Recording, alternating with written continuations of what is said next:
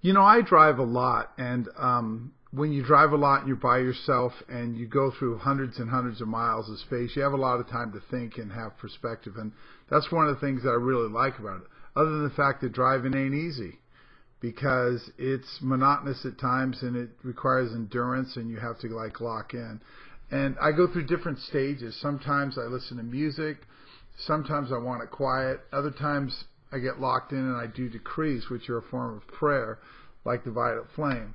And I have found that no matter how I feel, and at different times you're able to do different things, that when I want to go in that contemplative state and I just think, and I have this beautiful opportunity to look at nature, and nature is so reflective, so it puts you in a meditative state.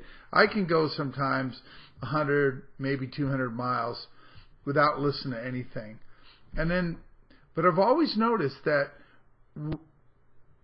when I actually do decrees, it seems like it alters my awareness of the frequency of time and space. So sometimes I go like, boy, it seems like I've been out here for hours and hours and I've only gotten 150 miles. And I'm just going, wow, okay. And then almost inevitably, whenever I decide to do decrees, which are a form of prayer, and it can be like, oh, Saint Germain, keep that violet flame in me.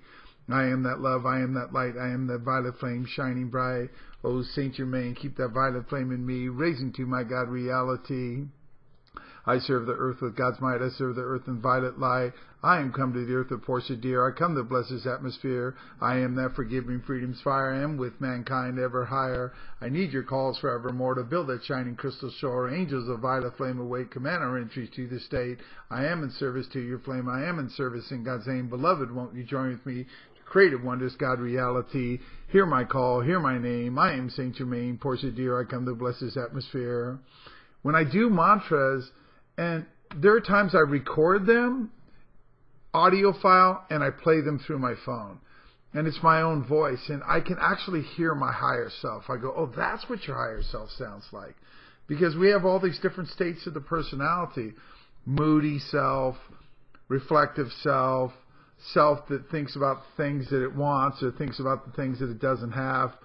And yet when I hear that voice of the higher self and I do decrees, I notice that the time goes by better. So I texted myself. I have this practice of when I think something comes to me that's good from heaven or from what I call the universal mind or the higher consciousness or the higher heart, I text it to myself.